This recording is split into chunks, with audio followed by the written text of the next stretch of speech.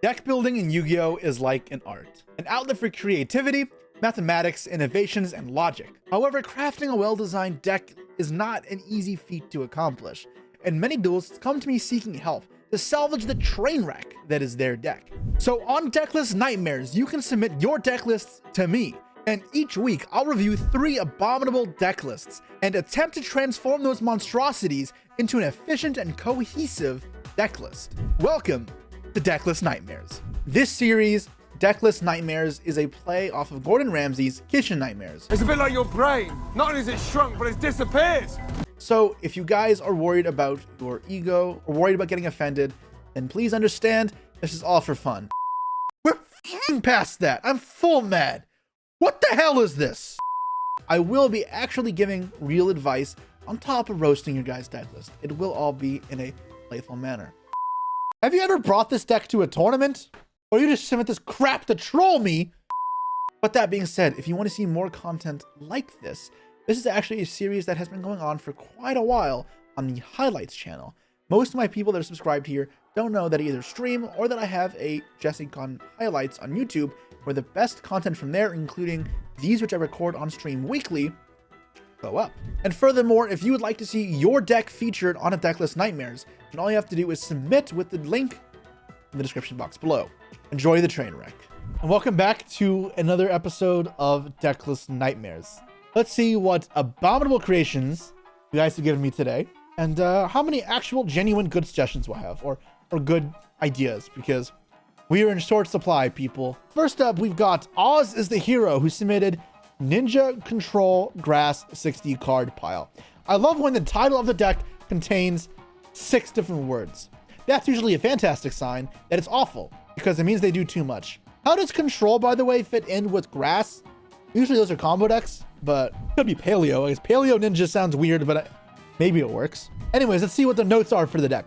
This is what they say. This is my current Ninja pile deck that I've been using over the past few weeks, and I'd say it actually performs well, or at least better than people give it credit for. That's Ninjas in a nutshell. I think the deck is pretty good, but people don't really give it the time of day. First off, you decided not to play hand traps besides Imperm. It sounds like Paleo. Ninja doesn't really have the gas to be played as an insane combo deck. Yeah, therefore you play hand traps. Counterintuitive argument, but whatever.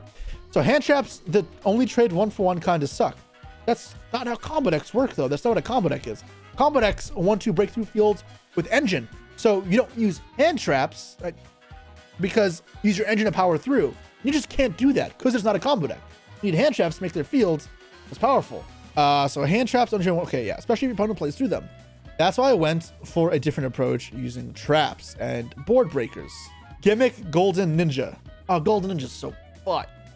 This card is currently underrated. No, it's not. Sure, it might be susceptible to hand traps, but since traps from the hand to the graveyard as a cost, and that's insane. Why? Why is sending to graveyard as cost good? That means you don't trigger tier cards, and it means if you get Veilered, you lose a trap. I don't get why it's an upside. It means if you get Veilered and you send rollback, that's great. But what are you copying? I don't know. There's no way there's rollback here, right? Maybe there is. Good traps or ninja traps in grave give you a ton of value. No, I don't want to discard my ninja traps. That's not true at all, actually. I actually think I'd rather not discard my ninja traps, if you ask me. You can break boards, make Baku or Notebook live to generate crazy resources. Baku, what it does, for those who don't know, adds back a ninja card when it's summoned. If you randomly discard a card for whatever reason, and then add it back to your hand, did you go +1? Not really. Discarding a card just to get the bonus effect of something else to get it back isn't actually helpful if you had the choice to just not discard it in the first place. That's my point. Obviously, you need the trap for Golden Ninja to be good, but that's not actually a good thing. That's not actually a synergy. That's kind of just eh. And if Golden Ninja resolves, it's basically GG. Well, I don't know about that, but okay. Gimmick Grass, number 2. These notes are insane. Grass is insane because it basically does what Golden Ninja does, but on steroids. That was very informative. Number 3, Gimmick Lady Lab. Oh my god, this is gonna drive me. Why are there Labyrinth cards in this deck now? I mean, not be able to bridge into her natively with the Ninja engine, but with the number of traps deck, she's a menace on her own. To keep playing even after getting hand trapped, the deck searches your needed traps and can single-handedly carry games by existing. Lady Labyrinth does not work with continuous trap cards. Guess what ninjutsu arts are? Continuous trap cards. What's the synergy? And there's one last thing. Number 4, Gimmick Terrors of the Overroot and Darumi Cannon. Okay, You've labeled every note about your deck as gimmick 1, 2, 3, and 4. Typically, if your entire deck is 4 different gimmicks, it's not good. I mean, a deck shouldn't be a gimmick deck. These two traps are high impact against almost every deck. The fact you can loop and fetch them repeatedly using Lady, Trap Check, and Rollback is nuts. Oh, there is rollback in here. So you've mixed Labyrinth and Ninjas is what this sounds like. And because you already had 60 cards, you put in Grass. You lost me. But all right, let's take a look at this deck and yeah. Okay. Brother, oh, I'm like retching a bit. What have we gone for here? I see the core of a Ninja deck, and then I see half of a Labyrinth deck smushed together almost aimlessly. I almost don't know where to comment on it because it seems like you build with intent, but then also got rid of all of it. All sense ran out the door. And there's a couple weird things going on here that just don't make sense. Like, okay, let's talk about your upstart Golden Ninja here, which requires you to send a trap from your hand to the graveyard, special ninja from the deck. You have traps for it, but you only have a couple good discards. What even is this card? I don't even know. It's some shit ninjutsu card probably. But you discard Black Olafs, which is also not even that good of a discard because drawing is fine.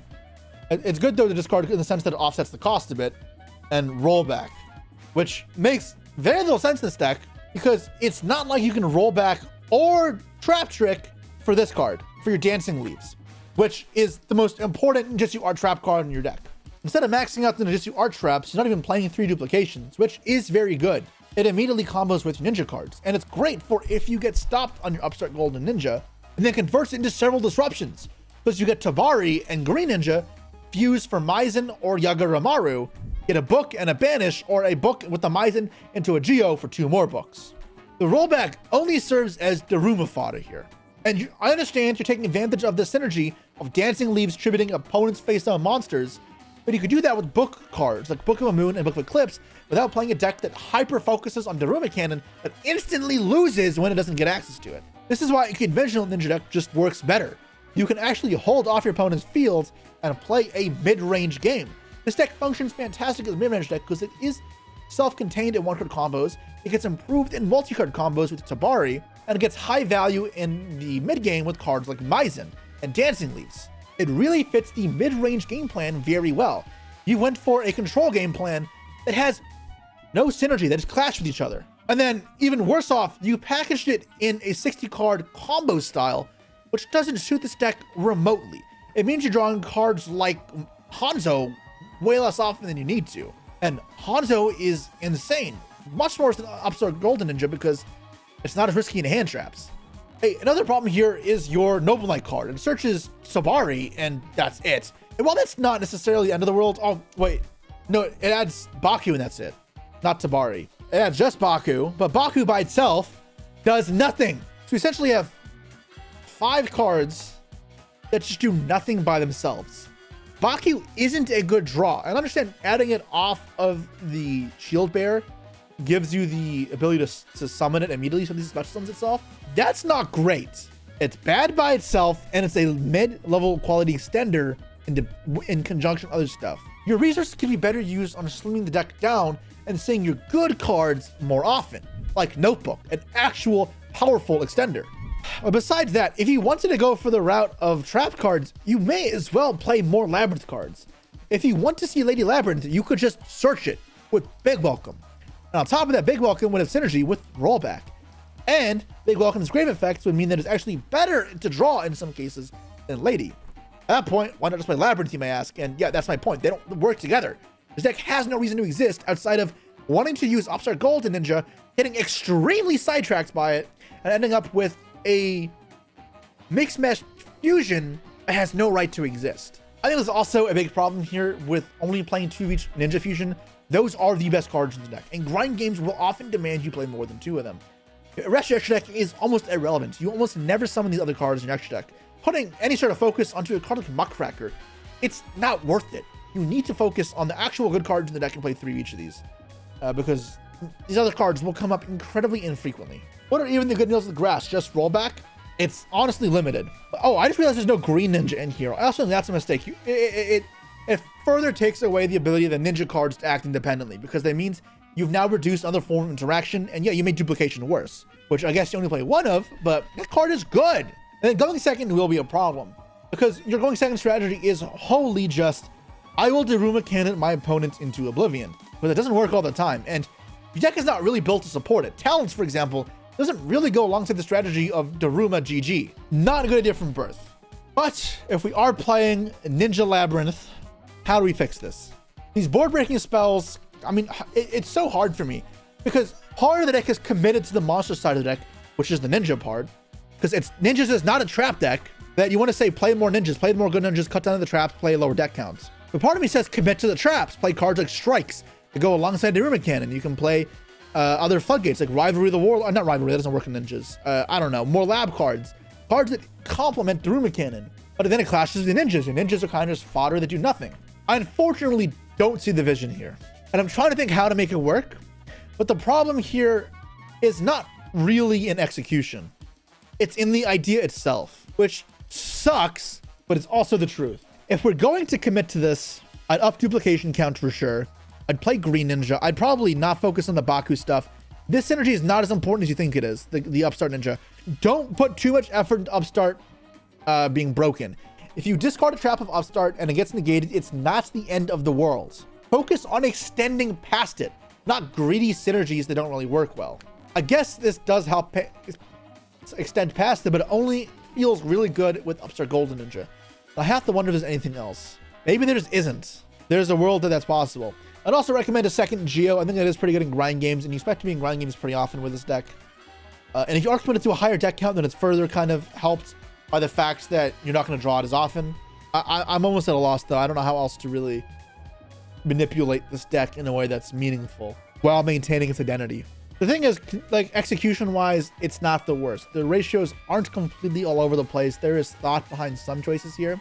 It just feels like the games you're winning are off the back of Daruma carrying versus players that are misplaying into it, and the ninja cards that are actually pretty good going first. It could just be better if you actually focused on one aspect of the deck. This is an example of trying to cook and be innovative when there's not really a reason to. And you end up with something that is different, but randomly different, and not for any good reason. Unfortunately, not much for me to fix here. It doesn't have my seal of approval, but only small tweaks to make for the engine, and I don't know how to fix anything else here. Let's move on to the next deck. Hopefully you can do a little better than that. I feel like I failed that one. I really didn't have good suggestions to fix it because there's not much to fix. Next up, we've got Titan Tech, who submitted a library in the forest. And their notes for the deck. I'm very bad at managing resources in White Forest. I always end up with no spells or traps in hand to trigger my forest effects. So what's the solution? Add 7 at the end of the turn with Spellbook of Judgment. Also, Smokescreen into Runic if I'm feeling cute. What? Oh god, you guys just shove things into decks and hope it works. All right, let's take a look at the deck list. Okay, here's the deck. Holy shit. How much engine do you play? Yes. That's what this is. There is not a single non-engine card in the entire main or side deck. What the hell? Non-engine is for nerds, apparently. Time to rip off the band-aid. This is fucking ass. Now, let's talk about deck concept here. Spellbook and White Forest. Is there synergy? There can be. With spellcaster synergy, as well as the fact you are cycling through spell cards, and you can add back stuff with Diabell. You can use spells for Judgment. Sure, we can fix poor management issues with Judgment. However, while this idea may be more cohesive, execution, far from it. Here we're looking at a lot of poorly managed ratios. It is important not to neglect non-engine. I know I'm pretty famous for playing very little non-engine and playing very high ceiling combo decks. Even those decks with like almost no non-engine still played some. And those decks, they were able to beat other decks' engine on their raw power alone. But let me tell you, this is not Dangerous Thunder Dragon I'm looking at. This is Spellbook. You absolutely need some sort of complementary stuff to keep your opponents at bay a little bit. Same as the ninja opponent. This is a fundamental in Yu-Gi-Oh! You can't choose to just ignore. But that aside, there are other problems. Now, in deck building, what we want to do is we want to look at a card and ask, why do we play it? And that will dictate often how many do we play. Do we want to draw it? Yes. That means you should play 3 in most cases. If you don't want to draw, but you need it as an engine requirement, you can play 1. When do you play 2 cards then? When the card is semi-limited, obviously you can play 2. When you need 2 for a combo, or when you need 2 for the grind game. Otherwise, you pretty much don't need 2. Now, there is some other math for when you would play 2 because the card acts as something else. So like, let's talk about Fossil Egg plus Miscellaneous Source being your only target. I mean, that's not really true, but, or they would never really work out the way, but the point being, you say that you want 5 Miscellaneous Sources, you play 2 digs, 3 Miscellaneous Source. That math works out. But outside of that, you don't really want to play 2-ups. So we almost always isolate 2-ups and kick them out to either 1 or 3. But beyond that, there are other problems in here. Like, do we really need 3 of a lot of the cards in this deck? And if we're cycling draw power pretty heavy, we can ask ourselves, how often do we draw redundant cards we cannot activate because we have multiples? Pretty frequently. I expect it to happen a lot, actually. There's also another problem here in playing some cards that kind of just suck. They are outdated. And they may seem neat, but they're not worth it. So what are those cards? High Priestess. Awesome card back in 2012. It was arguably still bad at that point. 13 years later, it has not stood the test of time. This card is not worth playing. The reason to play this card would be some sort of cute synergy or combo. This is essentially acting as the shittiest form of follow-up for you, because in reality, revealing 3 spellbook spells in your hand on turn 1, not happening. So this is going to have to be after resolving Judgment on your turn 1, moving into turn 2. At which point, when you have 6 in hand and a full field, the game should be over. You should not need more follow-up on the next turn. And unsearchable really in that. Like, how are we accessing this card? I guess Crowley doesn't even get it, right? No, Crowley doesn't even work. So how are we searching this card? I actually don't know. We get out of Arcelia. Yeah, this is not happening turn 1. This is a follow-up thing. And it's not even good follow-up. So I say out with the Priestess. And I know that's going to make people sad because it's their favorite prophecy card. And welcome to the new age, kid. Shit's not worth it anymore. There's also, yes, no Guardian Chimera. Yeah, look at this. This says you control a Fiend, Illusion, or Spellcaster, especially a Fiend, Illusion, Spellcaster in your hand, or a Fusion Summon. Well, let's look at the extra deck. Do you guys see something there? Do you guys see a Fusion? No. So what that means, this card, all it does is summons a Spellcaster from your hand. This is just double summon. It's searchable, I guess, but ain't no way we need double summon in our deck, right? Now you can argue, well, we do, because we have so many normal summons in this deck. Instead of playing a shitty double summon, we could just play less normal summons and better ones. Blue Boy, for example, Spellbook Mission of Prophecy, searchable. We only really want to get access to it as well when we want or don't have a normal summon yet. Or we can do so off of secrets. So instead of playing 3 of this card, you can easily cut this down to 1. Knowledge is similar, 1 or 2 if we need 2 for a grind game. Fate, not a card I want to draw either. Searchable, put it at 1. Eternity, right idea. If you want to play this card, 1. Wisdom, 1. Fine. Star Hall, fucking who wants this? 100 attack for each spell counters, unplayable. Yeet it out of here. Spellbook Tower? Man, this one is like doubly shit. I know we're in the day and age where field spells are everything. Praise the field spells, they're so broken. This was printed in the bygone era where field spells were not very good. And back then this field spell was considered playable because it lets you draw a card 1 turn later and break it to you. That doesn't hold up in modern Yu-Gi-Oh! You know what else does that? Chicken Game. A card you can and probably should be playing because you can get your immediate draw and then cycle it off for your Elzets, Rushia, Arciela, etc. And with that, you can add it back, you get spells engraved, you cycle for Judgment. That's cool. Spellbook of Power. Outdated, outpowered, not worth your time.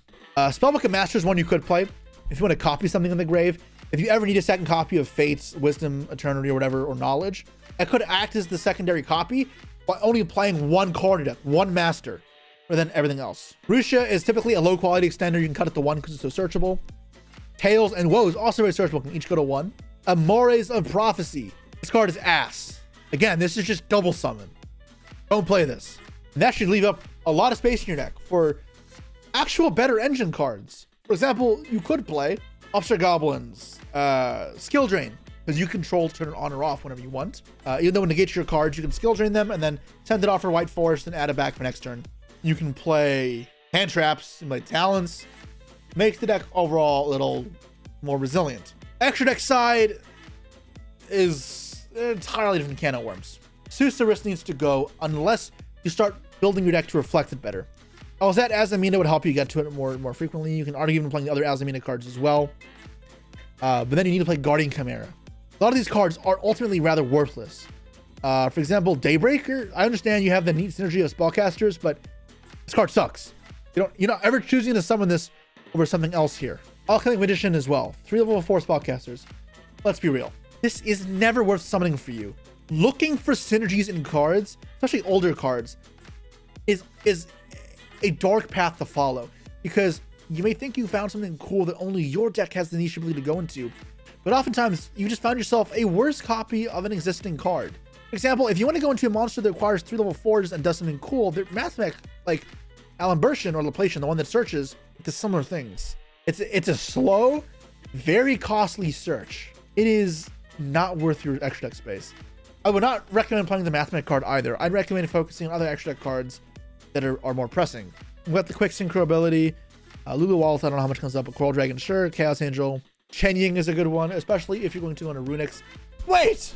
Have you ever brought this deck to a tournament? Or you just submit this crap to troll me? How are you gonna smoke screen into Runic and not even have a Hugin in your deck? There's no fusions for Susurrus, there's no Hugin in your deck. What the hell's the point of it? And why are you playing Smiting Storm over Slumber? Oh my god. I thought I taught you guys better at this point. You guys come here with your half-baked ideas, and instead of giving any thought into it, you throw this shit into an AI generator and say, make me a deck, and it spits 3, 2, random card. Amore, a prophecy, why not? It has prophecy on the name. It says spellbook in its effect.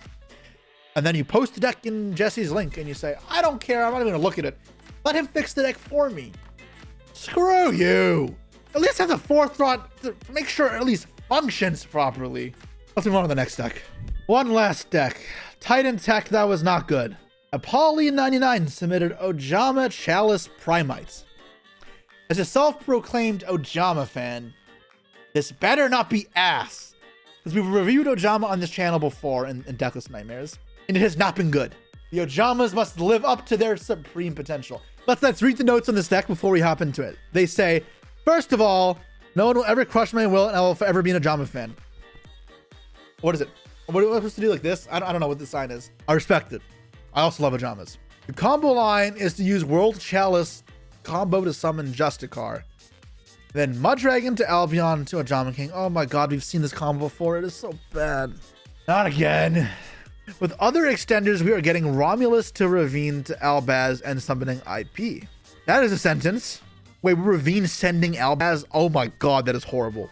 At the end phase, search Brandon and Red. Summon Lubellion to Ojama Knight. The end board should be King plus Knight plus IP plus Lib.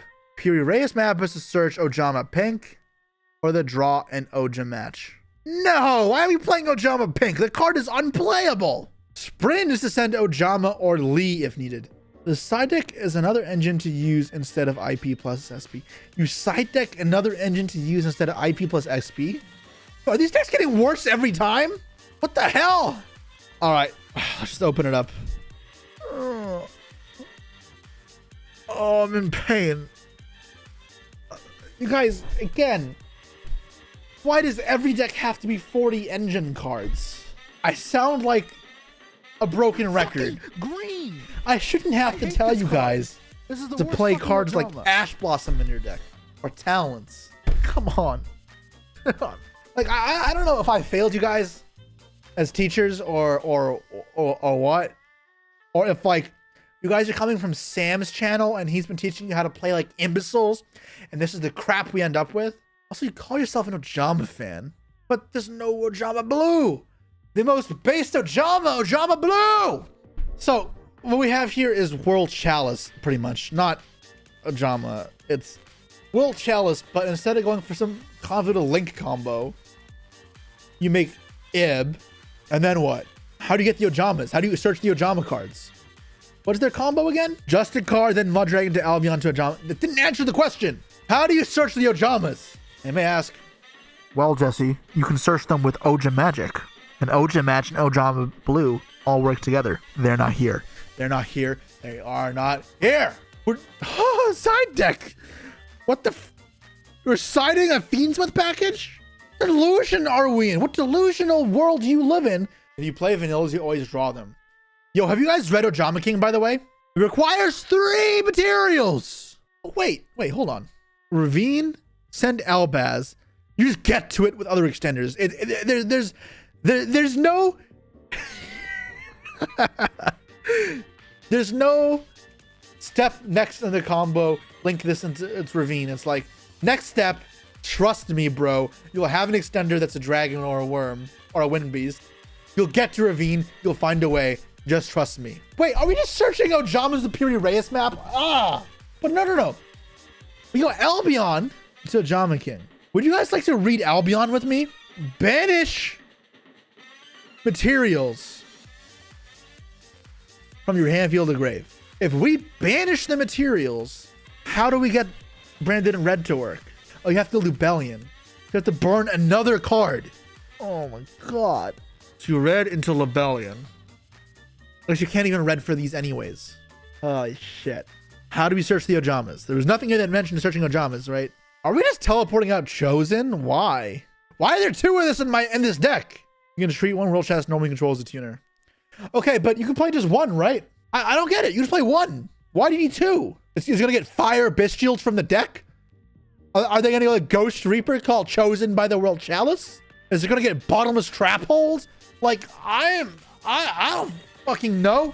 Wait, did they say that Piri Reyes map searches Lee? That's 100 attack. What the? No, sprint is for that. Piri Reyes map is to search World Legacy. Oh, level 5. That's ass. Or Pink. Have you guys read Ojama Pink? It is so bad.